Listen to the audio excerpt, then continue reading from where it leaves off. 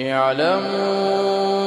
أنما الحياة الدنيا لعب ولهو وزينة وتفاخر بينكم وتكاثر